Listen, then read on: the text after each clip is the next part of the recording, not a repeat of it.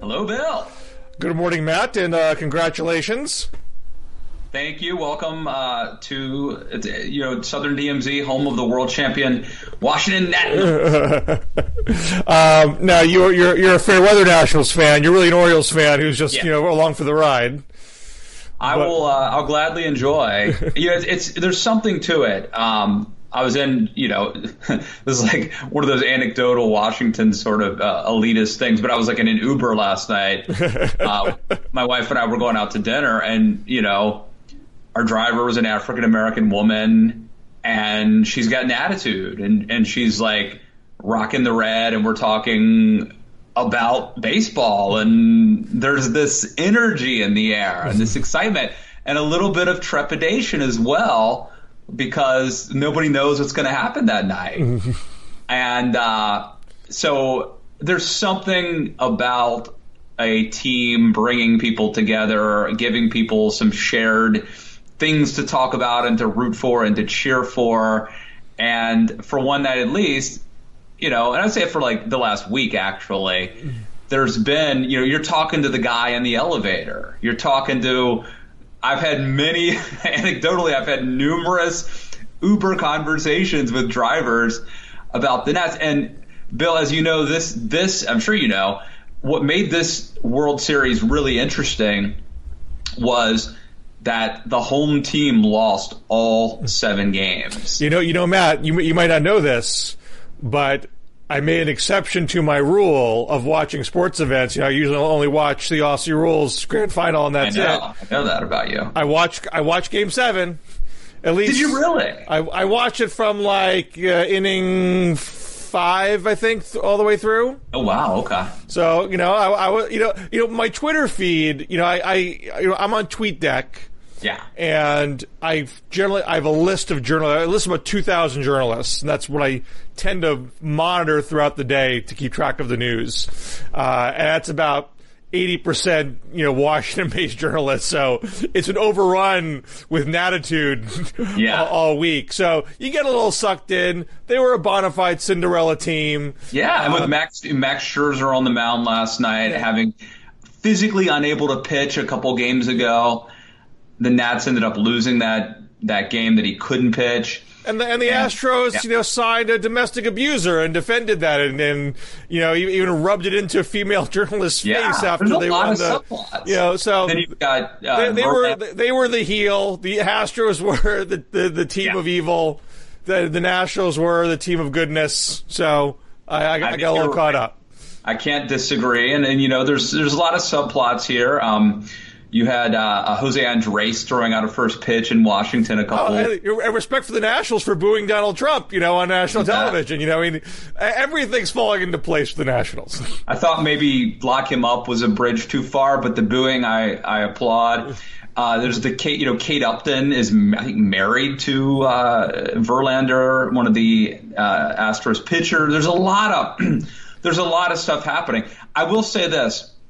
While we're still talking about it, I want to lobby Major League Baseball. These games don't start till like 8 o'clock, after 8 o'clock on the East Coast. I've got an 8-year-old and a 6-year-old. If you want them to be, and by the way, they could not care less. I try to talk to them about the World Series, about the games. Free message to Major League Baseball. These games don't start till after 8 o'clock at night on the East Coast. I've got an 8-year-old and a 6-year-old who, number one, couldn't care less about baseball. If they cared, I would actually have let them stay up, even though it would have destroyed their school week. Because you never know. This may not happen again for another 100 years, so do what you got to do.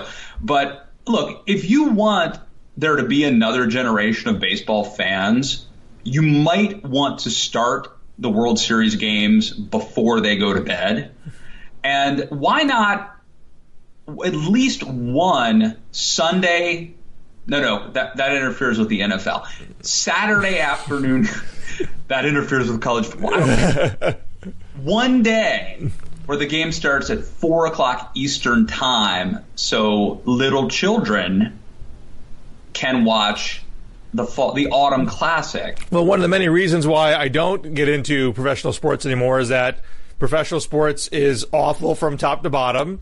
They don't do anything with civic responsibility in mind. They don't do anything for the kids. Almost every choice that is made is about bottom line.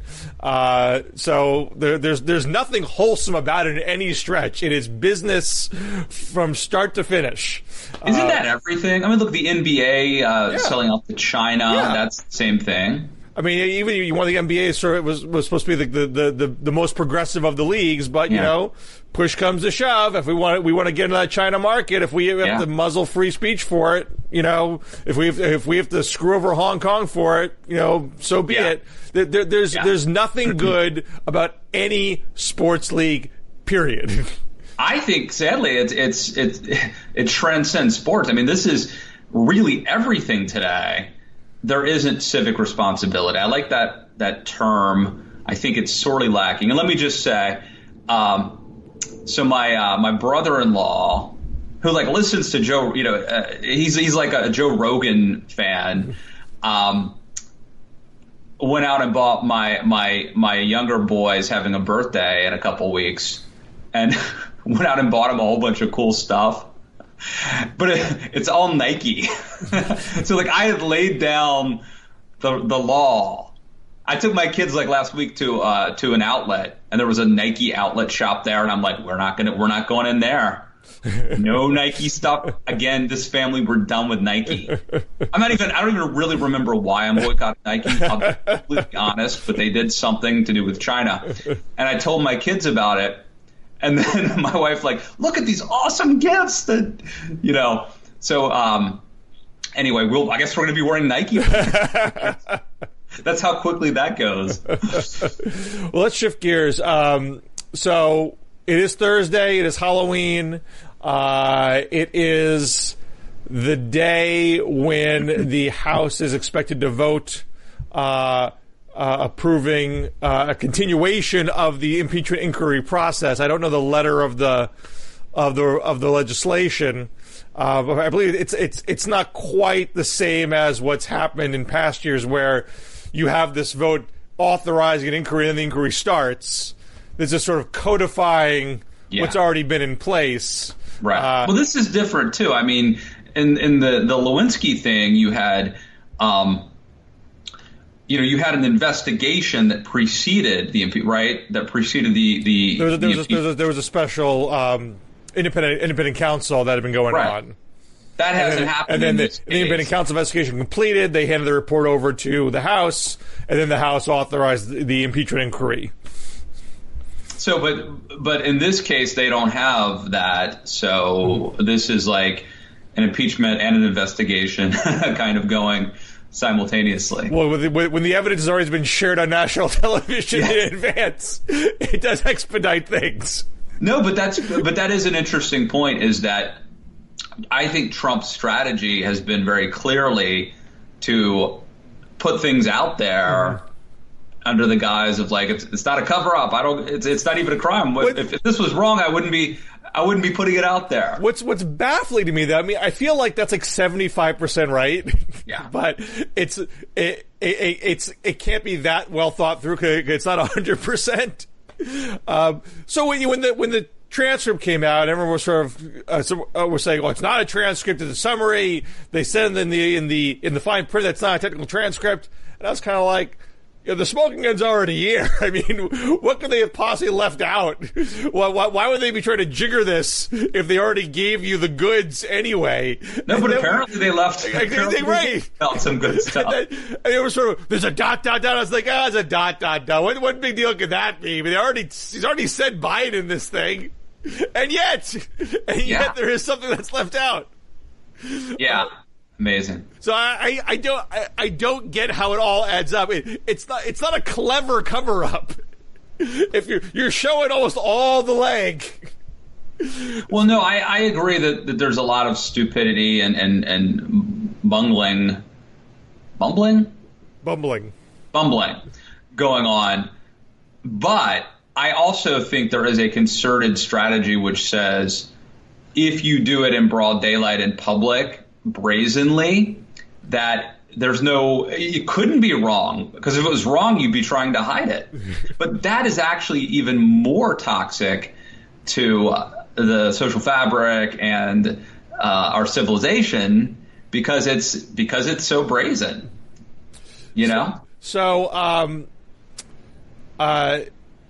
do you think in pursuing in this way and trying to essentially work along the polarized lines that we've been on, is Trump succeeding insofar as keeping his own base in line? There's no expectation there's going to be any Republican votes on the House today, but you do hear a bit of murmuring in the Senate. You see the occasional. We already know Mitt Romney. I think John Thune said something along the lines of, this doesn't look good, or this is inappropriate. I forget if I don't know the exact words. I think Rob Portman said something a bit ambivalent. It's nothing. There's no profile on courage yet. Yeah. But there seems to be a bit more murmuring on the Senate side than the House side. Yeah, no, I think that there's probably going to be more that comes out, and then it will either be, either the dam breaks or it doesn't. You either get one or two, or you're going to get double digits. It's probably not an in-between. But we don't really see much movement amongst Republican voters, it seems. No, but I think that is not terribly surprising. Someone pretty prominent told me that she had this saying from her dad's car, which was, there could be 10 things wrong with the. By the way, I know you're having car troubles today. This is not me rubbing it. She said, there could be 9 things wrong with the car and it would still run, but if a 10th thing went wrong, it was over. And I don't know. Maybe there's an analogy there that, is there? In other words, the tipping point theory, right? You don't see the gradual accumulation of people getting fed up with defending the indefensible, but at some point it just has gone too far, and then they hold hands and jump. I would still think that it's got to be bottom up. The base, at least a good portion of the base, has to say, I'm done with this. Yeah. For a lot of senators who represent mostly very red states. There's almost so few purple senators. I think someone pointed out that you could get maybe, Romney and Susan Collins and, maybe Cory Gardner, maybe Lamar Alexander because he's 1 foot out the door, maybe Ben Sass. Even if you're really kind of reaching here, and you wouldn't get acquittal, but you might get majority. You might get at least that stain on the record that a majority of the Senate voted to convict. Not that would necessarily upset Trump all that much. He'd still say, I was acquitted, nothing to see here, my base is still with me. But I would think you really get something that would reach the potentially of actual acquittal, actual 20 senators to join a unified Democratic Party. You would need a real shift in the base. I don't like... I had coffee with a friend yesterday, and his whole thing was I don't really think we should be doing this unless there are the votes in the Senate. And I was like, you don't get the votes in the Senate unless you do this. See, that's the thing, right? Mm-hmm. It's somebody had to come forward and accuse Harvey Weinstein, and then 20 people came out, Someone has to go first. Someone has to be brave. And if you don't start the process, think of all the stuff that's happened since the whistleblower, all the different people who have come forward. And then it forces Trump. Mick Mulvaney goes out and admits to a quid pro quo, essentially, right? All that stuff, does any of that stuff happen if the impeachment process hadn't begun, if that first whistleblower didn't come forward? And I feel the same way about the Senate. I almost feel like every conversation I have about, are they really going to get to 20 senators? And I kind of think it's demotivational. The theory, this isn't you, my friend that I had coffee with yesterday, his theory basically is if you're not going to have 20, you shouldn't do this because this is disrupting people. It's questioning democracy. The people voted this way, and should we, impeachment could actually hurt civilization and the social fight, all that. And I just feel like that is like almost you're starting off looking for excuses not to do this. Yeah, and look, I was someone before Ukraine, when it was just the Mueller report, who argued, the votes clearly aren't there, and so if you're not going to get an actual conviction, by definition, this is more of a political choice than a legal choice. Yeah, and there was evidence in the polling that even the middle of the country weren't on board. This is after Mueller. This is after all the information had been investigated and aired out. Mm-hmm. And the pro-impeachment argument was, well, you haven't had televised hearings yet. Once you do that, right, then you could move the needle. And I was kind of like, maybe, but I see a lot of evidence after a lot of airing has already happened that needle has not moved. And as important as this is, there are a lot of other things that are also important. So people have to rise to the occasion too. If Robert Mueller had shown up and been sharp, and if he had been willing to editorialize a little bit, people would ask him, like, in your opinion, though, do you believe that this was? I don't know if that would matter. I mean, the Trump has already done such a number on it. They already treat him like the leader of the witch hunt. That if he didn't do anything to push back, he didn't do anything to assuage our concerns about him. Well, but be more editorial might have walked into that too. I mean, it was a lose-lose proposition at that point. Oh, I disagree. The difference between the Mueller report and look, and I'm not blaming Mueller. I mean, I think he did his job. Bill. I'm not. I think he did his job. I think Mueller did his job. He did horrible. He did horrible on when he testified. Well, I don't think he gave great testimony, but he also let Bill Barr frame the memo and misconstrue it, and let that stand for weeks before he ever even leaked out that there were. I mean, that's a fair criticism, but I think a minor quibble in the larger scheme of things. He did a good job on the report. We have the information, and people wanted to accept it or wanted to refuse to accept it. I will disagree. I think he was a disappointment.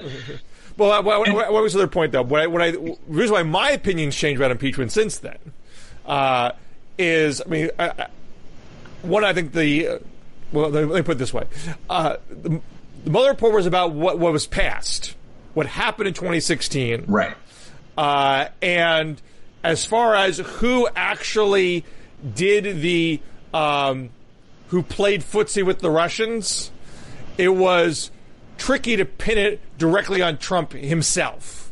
There was no phone call between Trump and a Russian operative in that Mueller report. You have an obstruction of justice case to make once he was president. We also have a video. Russia, if you're listening, right? I mean, but even even that stuff, not seeing what we've seen today, you could that was kidding around. That wasn't part of whatever happened.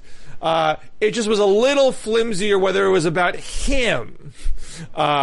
Outside of the obstruction of justice case, and that got a little murky as far as, well, is he exercising his authority as president to fire Comey, or is that part of crime?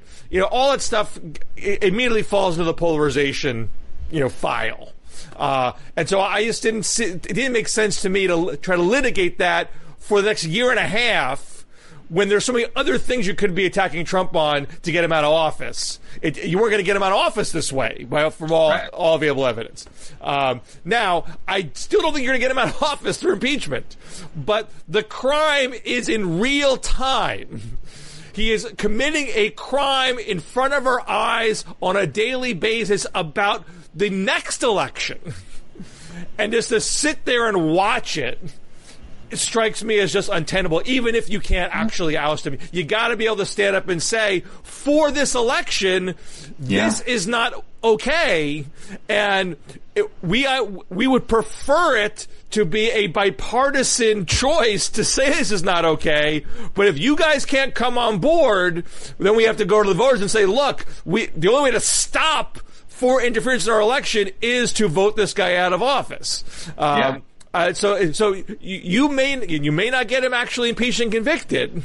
But there is at least more of a chance of moving the needle because the crime is happening in real time, and you have direct evidence that the president is directly involved by his own admission. And if you can't move that needle in the Senate, you can at least move that needle with the public. Sure. No, look, I think two things. One, this is a guy who picked up the phone the day after Mueller testified and tried to extort Ukraine. So if he gets away with this one, he's going to do more. He's not chastened. This is a guy. So he will do more of this if he gets away with it. That will signal to Trump. And think of the signal this sends to the next president. If what Trump did, trying to coerce Ukraine to attack his domestic rival, if that is not impeachable, what's the next president going to do? Well, one of the risks here is that he probably will be acquitted. I mean, again, maybe, through a minority vote, but I think the likelihood is that he will be acquitted, and he will say he is exonerated, and he will keep doing this all the way through November 2020 in our faces. Sure. But at least I don't want to blame the victim here. He was going to do that whether we tried to hold him accountable. I think that's correct, which is a reason to continue on this path. But I think we need to be preparing for. You don't want to set up the Senate vote as the ultimate arbiter of innocence or guilt, because that is a tainted jury pool. It's a very tricky line. But I think on one hand, how many of these jurors would be thrown out in a trial, right? Like all of them. I mean, it's not a traditional jury trial. I mean, it is a political process. So what I think is very, very complicated is, on one hand, I think Democrats should be doing, more than they have been, I would say, talking about this as something that should be bipartisan and encouraging it to be bipartisan. I mean, if I was Pelosi, I said this on a past show, I think she's talked to the squad to say, hey, you got to keep it calm, don't go over the top, no MFR, we got to keep this sober. I think she's done that, and I don't think the Democrats have gone off the rails here. But I still hear partisan language. And if I were Pelosi and the rest of the Democrats, I would say, look, you stop campaigning right now. We are not in an election mode right now. We are in we're in investigation and trial mode, and you should be encouraging people to come along. Encourage us to be a bipartisan above the fray process. We can make this political in the summer of 2020 once this is all over. But for now, we should come together as a nation to stop foreign interference in our elections, and it starts with finding out the truth about what Trump did and impeaching and convicting if necessary. I mean, that's what I would do.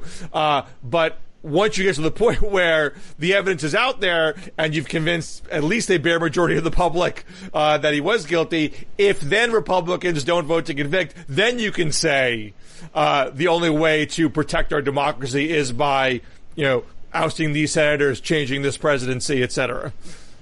Yeah. So let me drop some introspection on you, Bill. Okay. I had a thought the other day. I think what made me think about this is one of the people who stormed the skiff was a guy named Alex Mooney, who's a congressman in West Virginia. And 21 years ago, I managed his first state Senate race when he was a 26-year-old running for the state Senate. And it made me think, like, which of us has changed and how we've gone in these very different directions. And one realization I had is that I am intellectually honest, but this is not patting myself on the back. The reason I am is I have to go on TV or in print, and I have to go on the record, and I'm challenged.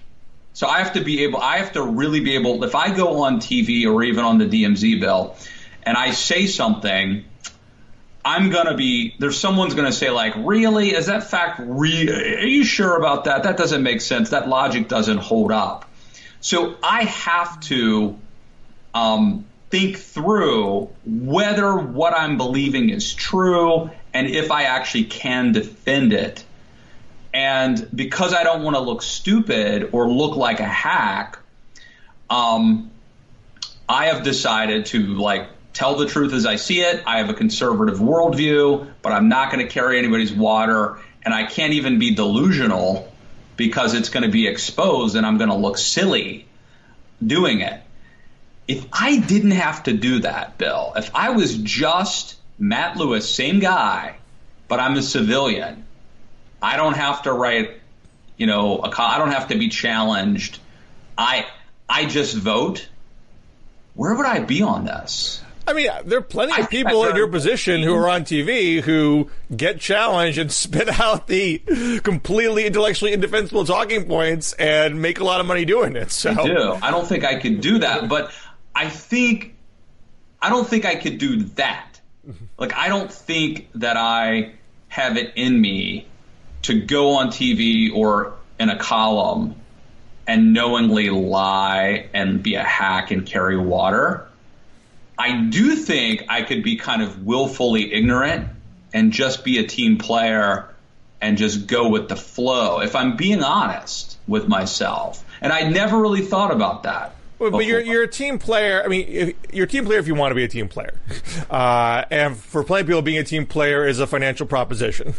You will stay in the party's good graces. You will get hired for, whether it's congressional staff or campaign jobs or whatever, because you stayed in the fold. I think if you didn't have that financial pressure to it, if you didn't have that sense of social camaraderie with people who are in the business, I don't know if you'd have the. I mean, only if you felt like I'm going to be, the odd man out, the diner.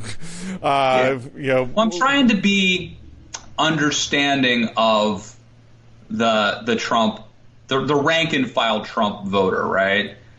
And I think if I wasn't paying that close attention and I was just kind of checking in every once in a while, listening to Rush Limbaugh, maybe watching a little Fox News, minding my own business, maybe working at a bar or who knows. Like, I think I could just sort of buy into the Trump thing, maybe. I don't know. I'm trying to be like, I'm trying to put myself in their shoes as to why this happens and why the base sticks with him. So, as mentioned on the last show, Matt Lewis is now card-carrying member of the Resistance, impeaching convict Trump, turning his back on all of his conservative friends, and you continue to name names. Like, you're not just quietly being self-righteous. You are actively criticizing others who you feel are tying themselves up in the knots to defend Trump. And we were talking off air before, and you're a little peeked at Brit Hume, who is not an activist. He was always supposed to be Fox News's star journalist who is calling things, seeing things straight. But you see him bending over backwards a little bit too much. Yeah, I think so. I just noticed Brit Hume doesn't follow me on Twitter anymore. I wonder if that came before or after I criticized him on Twitter. Hard to say. But no, look, I had a lot of respect for Brit Hume and but Trump has exposed people and changed people. I would argue that I'm the one who's still conservative and that they've sold out. And I think it's a little more disappointing when someone like Brit Hume actually starts making excuses for Trump because, again, someone who is smart and thoughtful and ought to know better. And I think he's able to make the kind of excuses that are really more insidious. Right now we've got people trying to unmask the whistleblower, people calling a decorated military hero, accusing him of having dual loyalty, people who saying the impeachment inquiry is a coup or a Soviet-style show trial. There's a lot of ridiculous stuff being pushed. Someone like Brit Hume, I think, in a way does more damage by muddying the waters. And just let me read to you a little bit. He was on Tucker Carlson's show, and he's talking about Trump, and he says, It's so like this president to kind of lay about himself and demanding this and demanding that and saying people are treasonous and saying they ought to be fired and they ought to go to jail and the rest of it. And a lot of it's bluster. It's just bluster on his part. So, again, it's just bluster. We could just dismiss the stuff, the treason. Oh, it's just bluster, right? But then he goes on. Hume continues. He says of Trump, quote, he's experienced in foreign affairs. So he's on the phone with some leader, and he has this rambling kind of disconnected conversation in which he says, you need to do me a favor. And then he mentions some things. And then later on he says, we need to investigate and see about the Bidens. Well, maybe he meant that as a quid pro quo. Maybe he didn't. So on one hand, the excuse is that a president who's been president for almost 3 years is inexperienced in foreign policy. Well, that's how Republicans treated Obama. Well, give the guy another 4 years and see how he does. I mean, he's just getting used to the job. So that's laughable. But I think the worst part is the part that's sort of just like, well, none of this really matters. It's not really a big deal. He's probably just joking. It's just bluster. Basically, it's this infantilizing of Trump in a weird sort of way.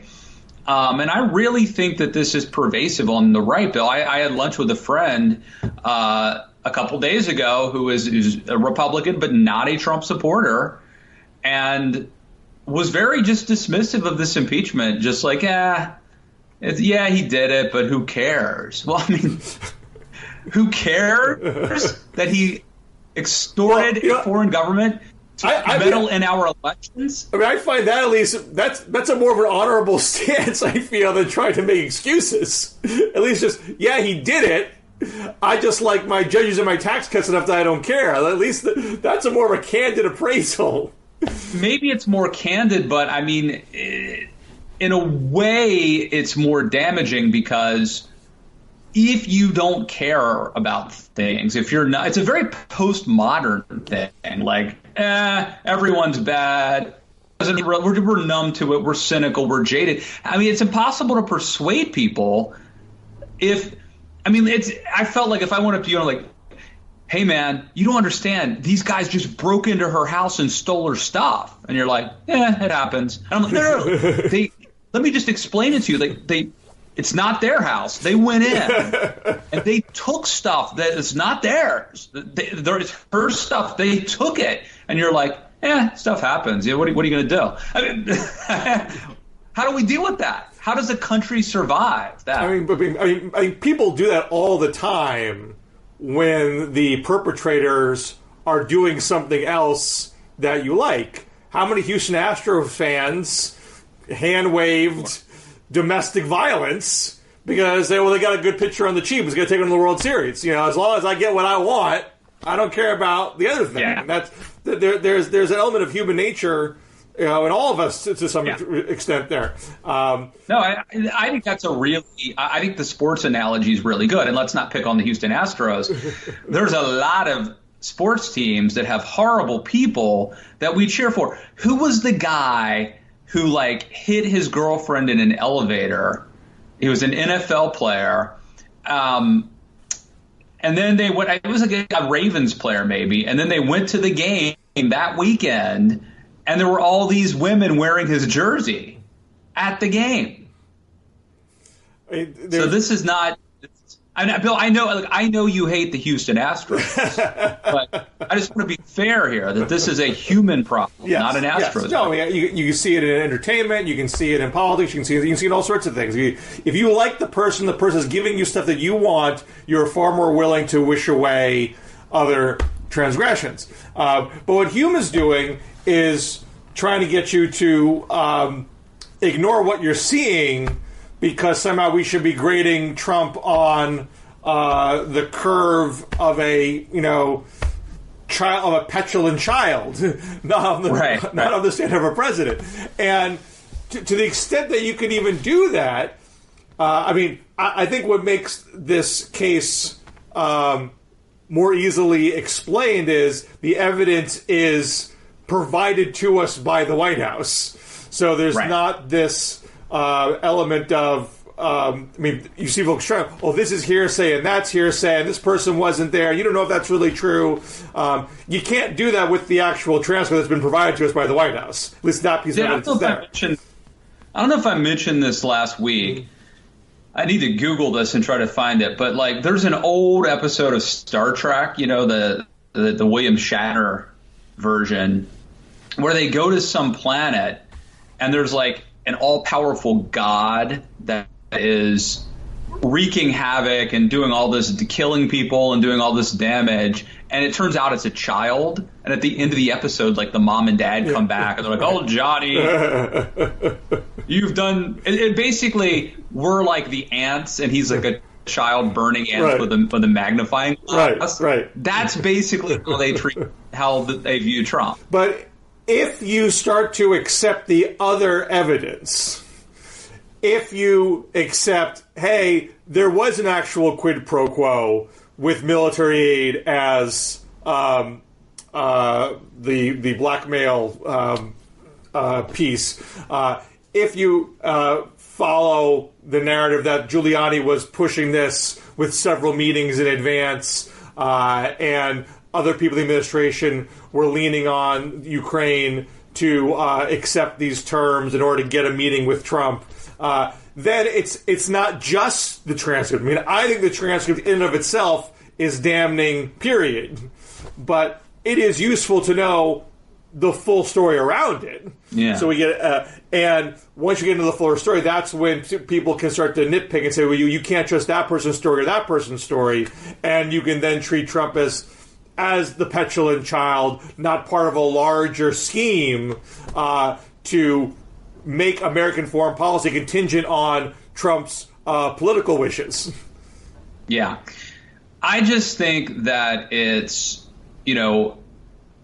they're giving Republicans the option of choosing which one of these options do you need to believe to decide that Trump should be acquitted or is innocent, right? Maybe you need to believe that this is a coup, a deep state coup. Maybe you need to believe, but for the smartest among you, who clearly can recognize that there was a quid pro quo, maybe it's, let's be adults here. Politics is dirty. They all do this, right? Everyone does it. So this is our guy. And, you have what you can basically write the end. It's like the where you read the book and you get to figure out what ending you want to it. Choose your own adventure, Trump impeachment edition. Let's shift over to the Democrats. Even though they haven't made as much noise in the past week with impeachment being so dominant, I do think there are interesting things churning there.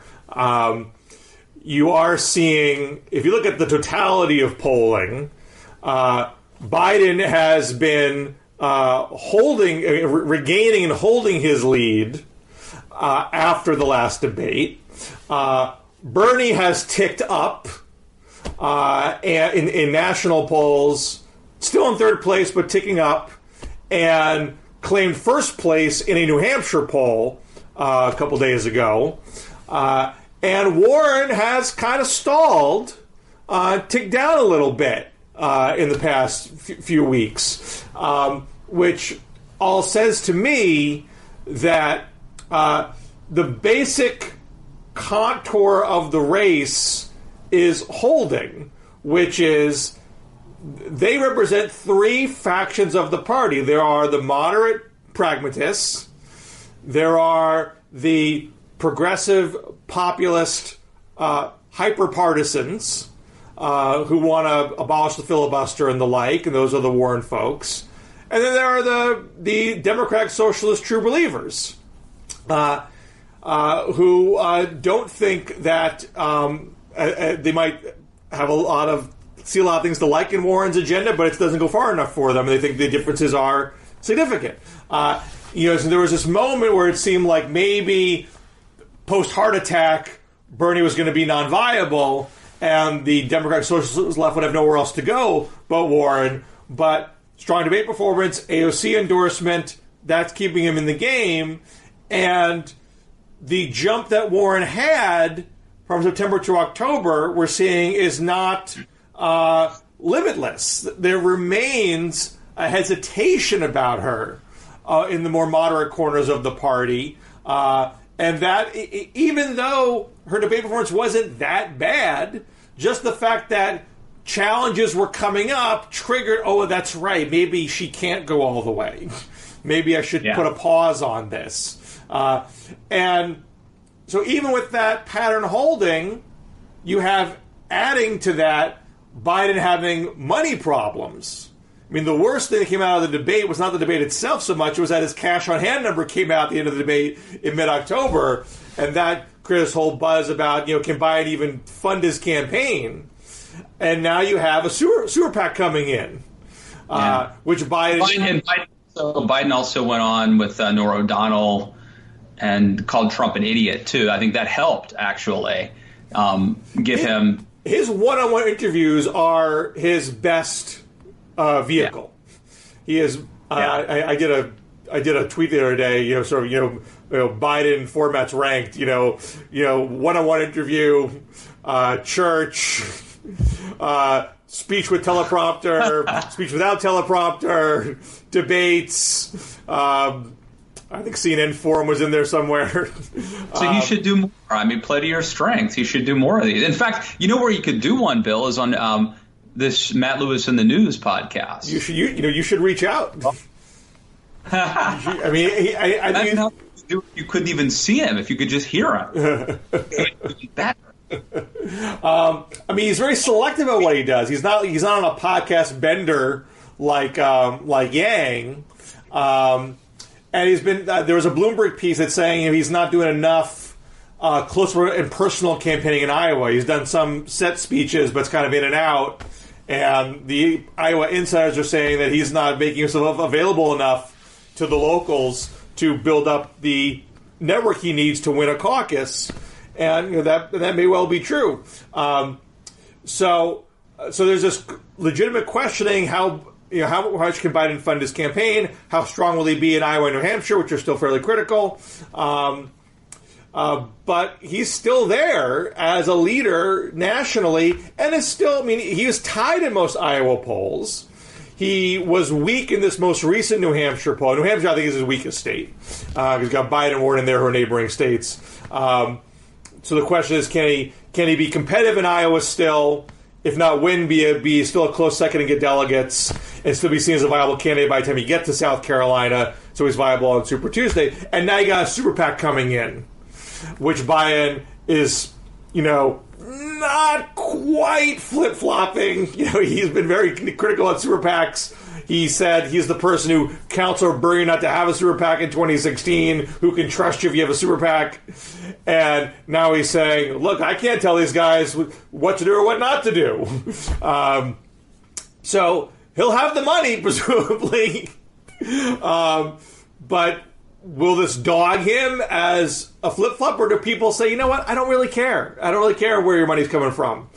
People have super PACs, and, obviously the people that hate Biden already won't like it. If you love Warren or Bernie because of where they get their money from, the principle of it, you weren't voting for Biden anyway, because he was already getting big dollar money. And now you have also, I don't know how much this is going to matter, but people knocking Warren because she's saying, well, I'll still do DNC fundraising. I'll still go to big dollar events for the DNC, just not for my own campaign. Well, you could say, well, what's the difference? I mean, you're part of the party. You're going to be, if you're president, people who gave the DNC might still knock on your door and saying, hey, I gave the DNC, will you do X, Y, or Z for me? Why is that any different? I mean, it's clearly Bernie folks are going to say things like that because they're the ones saying they're the purest of the pure. Bernie, just the other day, there was a Times piece about how Warren's done consulting for corporations in the past, in her capacity as a lawyer. And the Warren folks say this is all consistent with her bankruptcy views, trying to make bankruptcy more transparent and being more consumer friendly. And Bernie's out there saying, well, I never worked for a corporation in my life. So that those divisions are still there. And so if Warren can't play the purist card as easily, and the Democratic Socialist faction has a ceiling on it, if you're a moderate pragmatist, you abandon Biden because he's a super PAC, and you say, great, at least this guy's still in the mix. At least he can fund a campaign in Iowa and New Hampshire and get to South Carolina. All right, I got two things. One, there should be some French word for thinking of a walk-on music 2 weeks too late, but it is a travesty that Bernie didn't come on stage at that Brooklyn rally to "Kickstart My Heart" by Motley Crue. How great would that have been? That would have been amazing. But again, a little bit 2 weeks too late. No, Bill, you're missing it. The big story this week is Tulsi Gabbard. It's not Andrew Yang. Not even close. He's been surpassed, Bill. She's up to 5%, overtaken Kamala Harris after basically dispatching with Kamala Harris, effectively ending her run at the nomination. Tulsi is now. Where was she at 5? Where did she pull 5? I saw a poll that showed her at 5, but maybe it's an outlier. But here's the thing: she's. There's talk of a third party bid now, and that seems very overblown. She has not said that. She has not said it, but didn't she write something on Wall Street Journal op-ed or something that people are? She wrote a Wall Street Journal op-ed that was highly critical of Hillary and her influence on the party, and people have extrapolated from that. This is a precursor to pivoting away from her previous pledge not to run third party, but it doesn't actually say that. And look, I can't read her mind, but it doesn't logically follow to me that to argue Hillary is lying about me for insinuating Russia is grooming me for a third party run, and I'm going to prove it by running third party. Yeah. I just don't get what the value of doing that is. She has been. Well, no, but doesn't it? If you're okay, Tulsi is not running for re-election to Congress in Hawaii. Correct. She is not going to win the Democratic nomination. Correct. Let's assume Russia is not behind her, implicitly, but she just wants to stay relevant and she's ambitious. Isn't a third party run the way to stay in the conversation? I honestly have no idea why Tulsi Gabbard exists. I don't know what she's trying to accomplish. I don't know if she has a thought-out endgame. Is she just building a list to help her dad's quasi-religious organization? I don't know. It does nothing about it adds Doesn't up she seem anyway. So in the old days, she would have just been a fringe candidate that would have been forgotten. Doesn't it seem like she is, in a sense, a rock star that has everything going for her except a constituency? More than 5%. I mean, she's such an enormous raw talent. Young military veteran, first Hindu in Congress, speaks eloquently and passionately. if she didn't have completely bonkers political views, she'd be a golden candidate. Don't you think the bonkers political views, though, are part of the appeal? Well, I mean, the fact that she has...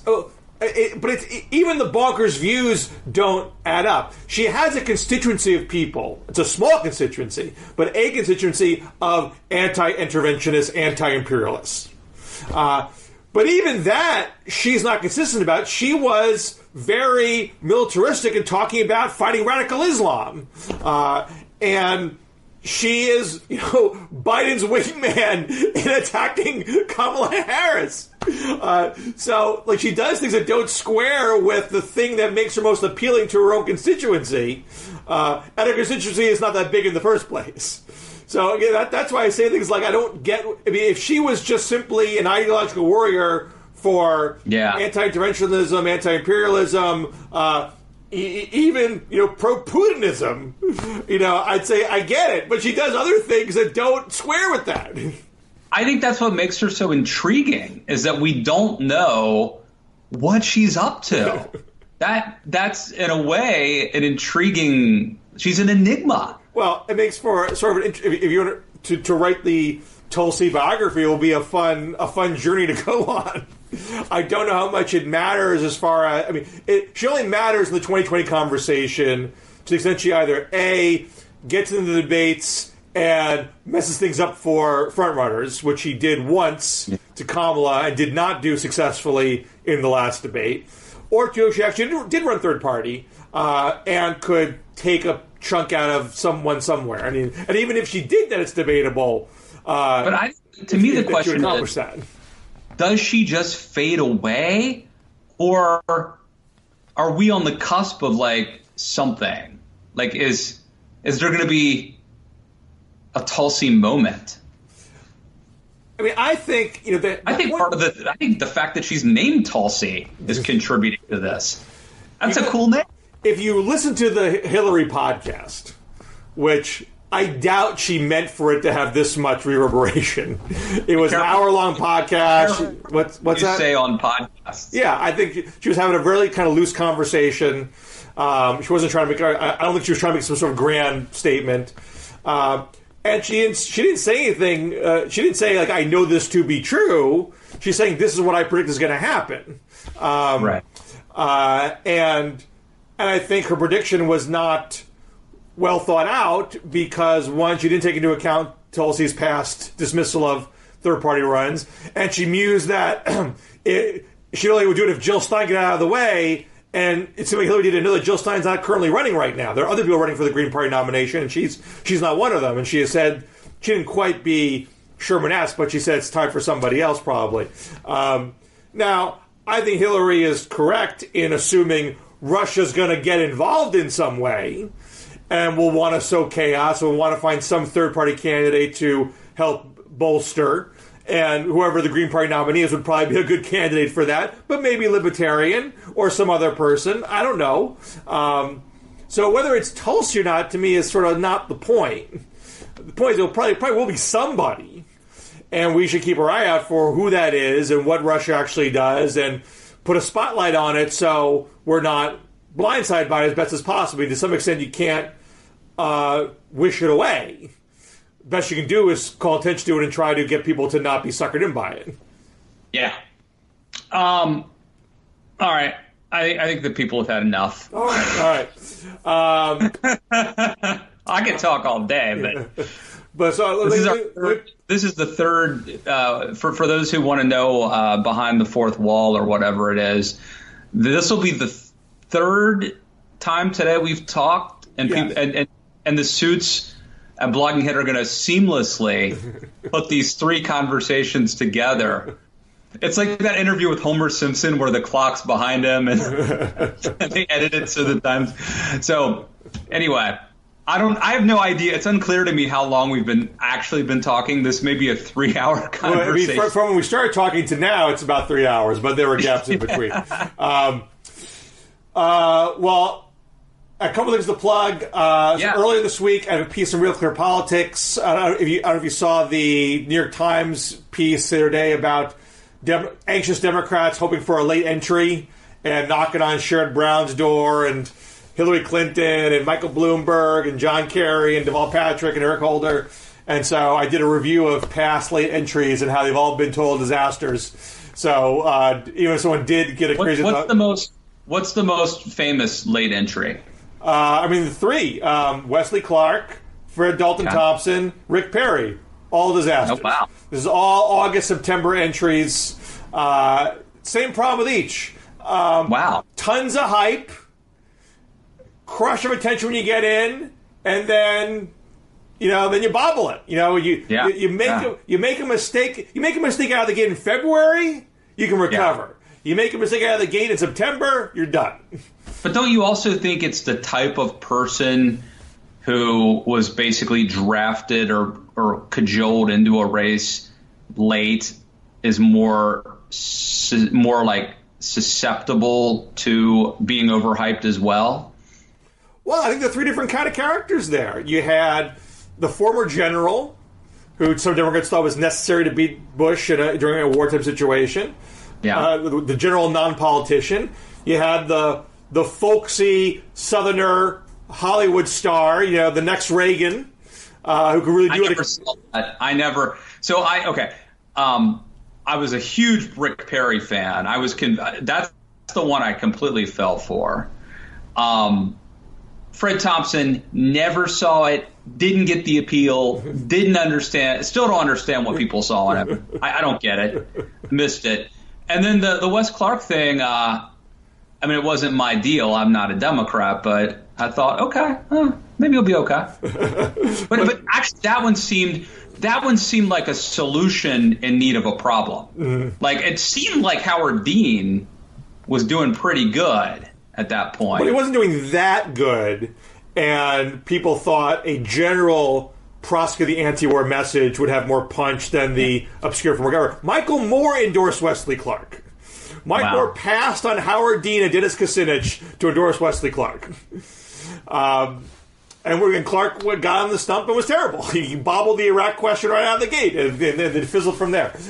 Rick Perry was sort of what people thought was the right kind of candidate for the Times. Another confident, aggressive Texas swagger governor like George W. Bush, and he came on strong in that first week. He came out of the gate better than Thompson or Clark, but then was terrible in the debates before the oops. He was bad before the oops. Oh, no.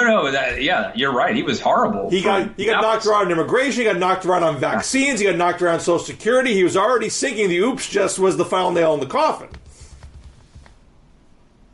Well, and Romney was knifing him for supporting immigrants and stuff like that. So I got that piece. That was a learning experience for me because I had hung out with Perry on multiple occasions. I'd been down in Austin. I've been shooting with him twice. Once clay pigeons outside, obviously. Well, not obviously, but outside, and once at a firing range. How's the shot? He's great. He's got like all sorts of like his own. I don't know what it was, an M16 maybe that had like the governor's seal on it. It was pretty impressive. And we ate barbecue and wore cowboy boots. I was seduced might be a little bit strong of a word, Bill, but it taught me a lesson about when you hang out with these politicians in their comfort zone, doing the things like in hindsight, it's like, of course, Rick Perry seemed great eating barbecue and shooting guns. If that was, I later wrote a column for GQ about how the 2012 race could be explained by dating, and Rick Perry was like, if when you're on vacation and you have that vacation romance, that doesn't work as soon as you leave the Bahamas, it falls apart. In the real world, it can't exist. But anyway, I love Rick Perry, and he was a disaster. So one other thing to plug, which maybe we'll talk more about next week if it publishes. So I have everything in the queue at Politico. I can't know for sure if it'll get published, but it's written. It's waiting on approval. Today, Halloween, is the 83rd anniversary of the FDR speech where he famously said, they're united in their hatred for me, and I welcome their hatred, thereabouts. And which Bernie quotes a lot, and often is, even the Warren campaign has used it. And I argue in the piece that progressives misunderstand where this speech is situated in the FDR story, because he gave this speech, it was the campaign speech in 36, it was his last big rally, after he passed the New Deal reforms, not before. It's not the thing that, juiced the New Deal. And after he wins, his second term is kind of a bust. He gets full of himself. He's full of hubris. The court packing's a disaster. The purge of the conservative Democrats is a disaster. He lost his bearings as far as how to actually get stuff through Congress, by and large. And I think the speech is an indication of the hubris welling up in him. So if that gets published, we can talk about that more next week. The big thing for me to plug, Bill, is I have proud to be human scum T-shirts. Wow. For proud never Trumpers who are proud to be human scum. And they're ready to ship out, man. I'm shipping them out today to Patreon supporters. You go to patreon.com/Matt Lewis, support my podcast, and get a proud to be human scum T-shirt. And these are quality, my friend. Let me assure you, these are not cheap T-shirts that shrink up and fall apart. This is quality merch. Do you have to? I mean, this is not just for anybody to wear. This is a never Trumper shirt, because it's the never Trumpers who are human scum, not just any old progressive. No. In fact, to be clear, it says proud to be human scum, and then underneath it says never Trumper 2020. So this is evidence of we will learn how big the never Trump constituency is through your merchandise sales. I don't think that would necessarily be a fair thing to do, but it's been good. The response has been good. I suspect that it's the kind of thing that you get your shirt now, or they'll be sitting in my garage for 10 years, right? I mean, we're not going to remember. I'm trying to think. I have some other shirts that say Matt Lewis and the Mob. Do you remember that scandal? Yep. I went on TV and got into a fight about whether it was a mob that kicked Ted Cruz out of Fiola. Right. So, this is a shirt of the moment. So I would highly recommend picking one up if you have the means. All right. So check it out. I had Mike Murphy, the Republican strategist, on the podcast. We had a good discussion, so check that out and stay tuned for more. And so next week, Election Day in Kentucky and Louisiana and Northampton, Massachusetts. I can give you all the Northampton, Massachusetts electoral data breakdown next week if you want, Matt. Yeah, please do. That would be great. Bill, I'll be sending you pictures of Batman and Spider-Man trick-or-treating tonight. We're representing the DC and Marvel universe out on the streets, pounding the pavement tonight. So stay tuned for that as well. And Bill, I'm going to call you as soon as we're done. I'm going to call you about something offline. So stay tuned for that. This is a very you don't get to hear what we talk about offline. Secret talks. If you join Patreon, I will always post the audio of our personal conversations, but I haven't told you about this. Okay. But I will be posting the audio for Patreon supporters, so check that out as well. All right. Till next week, Matt. See you guys. Go Nats, or congrats Nats. Happy Halloween. Stay in the fight, and we'll see you back here next week. All right. Take care.